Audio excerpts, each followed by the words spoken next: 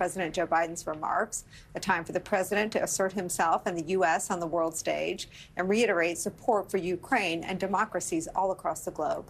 It's where we start the hour with some of our most favorite experts and friends. Co-founder and executive director of Protect Democracy, Ian Bassan, is back with us, plus NBC News chief international analyst, former Supreme Allied Commander of NATO, Admiral James Stavridis is here. New York Times diplomatic correspondent Michael Crowley's here. Admiral, I start with you. Your thoughts, wherever they are today, as we get ready for this historic event and speech from President Biden. Point one would be the value of NATO. We really ought to continue to celebrate it. And yes, there are some storm clouds in the form of a potential next president who decries this alliance. But can we just do the numbers for a minute? These are 32 nations, as you correctly point out, with the addition of two superb turnkey militaries in Sweden and Finland. 32 nations, well over 50% of the world's gross domestic product. U.S. defense budget, $800 billion. Second largest collective defense budget in the world is the rest of NATO, about $400 billion. And above all, Nicolle, these are the allies with whom we share our most cherished values. And so as I look at the NATO alliance, I was privileged to command for 4 years. And I think about the fact that NATO, the rest of NATO, came with us to Afghanistan after we were attacked. I wrote hundreds of condolence notes to the families of young Europeans who died under my command in Afghanistan, hundreds of them. So this is an alliance that is strong and is unified. And yes, there are challenges ahead about everything from defense spending to the potential return of shall we say, a skeptic in the form of Donald Trump. But overall, there's a lot to celebrate about NATO. I think that's what you'll hear President Biden do in this extremely important speech he's about to make. Mr. Stavridis, I think Trump describes himself as more than a skeptic. His own former national security advisor says he would probably get out. What you're saying is important, though, about the condolence letters, because when Donald Trump first traveled overseas to Europe, his first trip actually wasn't to Europe, it was to Saudi Arabia. But when he first traveled to Europe, he refused at multiple speeches to affirm America's commitment to Article 5. Explain what that is and why that matters, and why the fact that we're the only country in NATO to actually ask anyone to come to our defense is such a backward read on Trump's part. Yeah, the NATO treaty is incredibly short and elegant. You can read it in 10 minutes. The beating heart of that treaty, Nicolle, as you know, is Article 5, which says fairly simply that an attack on one nation will be regarded as an attack on all nations. And as you correctly say, and as I alluded to a moment ago, the only time in 75 years there's been a need to operationalize Article 5, it was after the U.S. was attacked on 9/11. The Europeans came with us, they fought with us, they died with us in Afghanistan. And yes, I am celebrating the alliance today, but I am very worried about the previous statements of Donald Trump, the team he has around him that are advising him. I think they have a inarticulate view of NATO. They don't see the value in it. And I'll conclude with this, Nicolle. Yes, we should be pushing the Europeans to collectively increase their defense spending to meet the 2% goal they've established. 23 out of the 32 nations are doing so. All of them need to do it. And given Russia and the extant threat there, it seems to me that that goal, that 2% ought to be raised to somewhere around 2.5%. U.S. spends 3.5% on defense. I'd like to see more out of our Europeans. But bottom line, this is an alliance that offers real value for the United States of America. Ian, President Joe Biden has strengthened NATO. That is undeniable. But the autocratic alliance has also been strengthened. The first ever meeting between Vladimir Putin and Kim Jong-un in North Korea has taken place. Viktor Orban has been shuttling between China and Russia.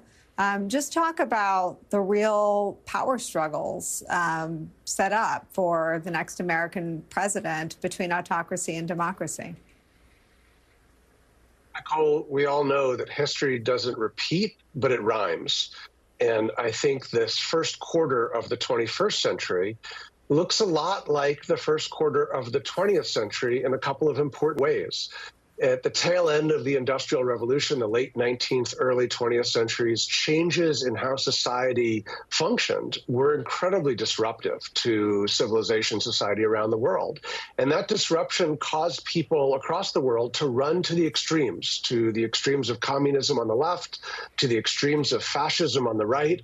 And the contest in the early days of the 20th century was what form of government, what direction was going to dominate the 20th century. And thankfully, in large part because of American leadership, the winner of that battle was democracy. And the 20th century was democracy's century.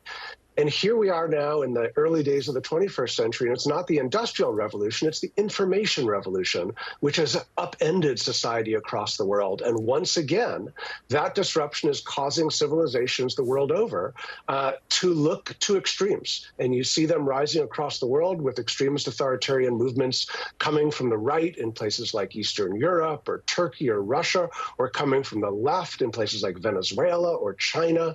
And again, America is here at the center, deciding whether we will lead the 21st century to be an even stronger century for democracy, or whether, if Donald Trump has his way, we will join those rising forces of autocracy and make the 21st century one where autocracy is the order of the day. I think the stakes are nothing short of that. Yeah, I mean, Ian, I'm glad you said that, because it feels like one of the tools or tactics of the authoritarian is to make us so scared and anxious we only focus inward. But this alliance is absolutely on the line, on the ballot, if you will, in November.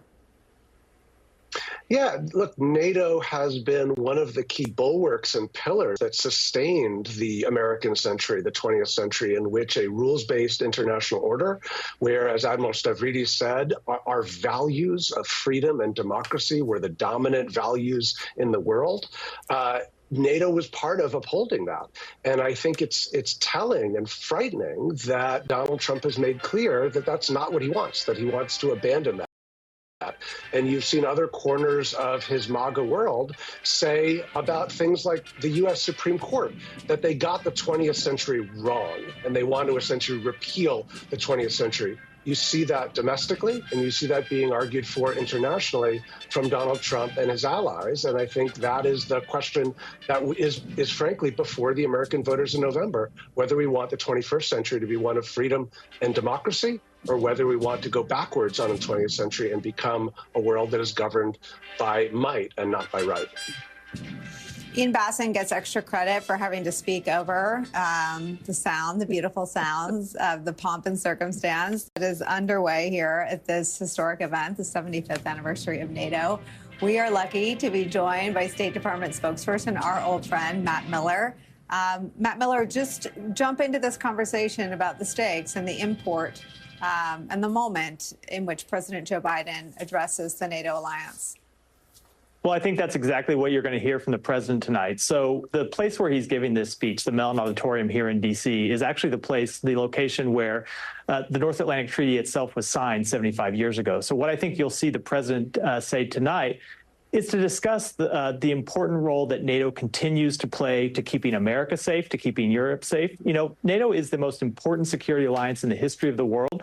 For 75 years, it's kept us safe. It kept us safe from Russian aggression during the Cold War, and it continues to keep Europe safe from Russian aggression today. So you'll hear the president talk about the stakes for continuing to support NATO and why it's so important to do that. I think you'll also hear him talk a lot about what NATO has done to support Ukraine and what it continues to do to support Ukraine. Over the next few days during this summit, you're going to see significant new announcements from the United States and from our NATO allies and other partners about what we are doing to support Ukraine. And you'll hear some of those from the president tonight, including new announcements about what we're doing to provide Ukraine with air defense capabilities to help defend itself from the brutal Russian attacks like the one we saw on a children's hospital just yesterday. You know, Matt, the Children's Hospital brought me back to the brutal slaughter of Ukrainian civilians in the town of Bucha, where the Western world, the free world, free people saw those as brutal atrocities and war crimes. And Vladimir Putin was reported to have rewarded the soldiers who carried out those brutal, brutal attacks in Bucha.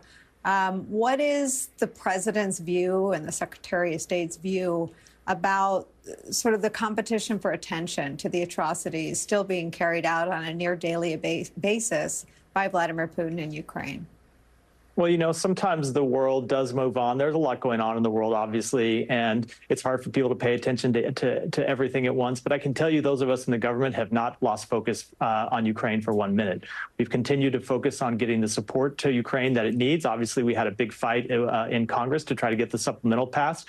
That did ultimately pass, although much later than we would have preferred. And we have been surging military assistance to Ukraine since it passed. But even though we focus on military assistance, that's not the only assistance we're providing to Ukraine. We're providing economic assistance and diplomatic assistance. And some of the other work we're doing is work to help Ukraine stand on its own 2 feet. You'll see events here at the NATO summit to highlight the fact that around 24 countries have now signed long-term security agreements so to help Ukraine plan a path for its future to defend itself from Russian aggression. We know that Russia isn't going away. Russia is going to be Ukraine's neighbor, you know, as long as we can imagine. And so Ukraine's going to have to be able to defend itself against Russia for the foreseeable future, and we're helping Ukraine to do that. Matt, you've been part of a lot of conversations at this virtual table, I guess, these days, since before your service in government. And, you know, we've spent a lot of time focused on the threat Donald Trump represents to the rule of law in America, to the norms. I think you were one to first mock our reliance on norms as inadequate when dealing with someone like Donald Trump. But the only people perhaps equally or maybe more worried about Donald Trump returning to the White House are our allies, our European allies. What kinds of conversations does the secretary have to reassure them? So the secretary has a line he likes to say where he does policy, not politics, and I'm going to stick to that here. But obviously that in all of our conversations with our European allies and others, they pay attention to our elections just as we pay attention to the elections of countries overseas. And I will say, as it comes to this conversation about Ukraine, one of the things that I think Vladimir Putin has bet on from the beginning is that the West would fracture, that the West would lose focus, that the West would stop supporting Ukraine and allow Russia to march unchecked through eastern Ukraine, through Kyiv, as far as they wanted to go. And the thing that we have made clear to them, and President Biden made clear to them before their February 2022 invasion, and he has made it clear to Russia every day since. And that's as long as he is president of the United States will stand with Ukraine because it's important to stand up for democracy when it's attacked by tyranny. And it's also important to the United States' security, because if Russia is allowed to continue unchecked, they won't stop at Ukraine. They will continue to attack other democracies, other countries in Europe, and so it's important we stop them now. And I do think you always hear from allies, will the United States be there? And what we have shown to date is that we will be there. And I can tell you, as long as Joe Biden is the president, Tony Blinken is the secretary, that's where we'll continue to stand. Matt Miller, it's always a pleasure to speak with you. Thank you so much for carving out some time for us. Thank you. Let me bring Michael Crowley.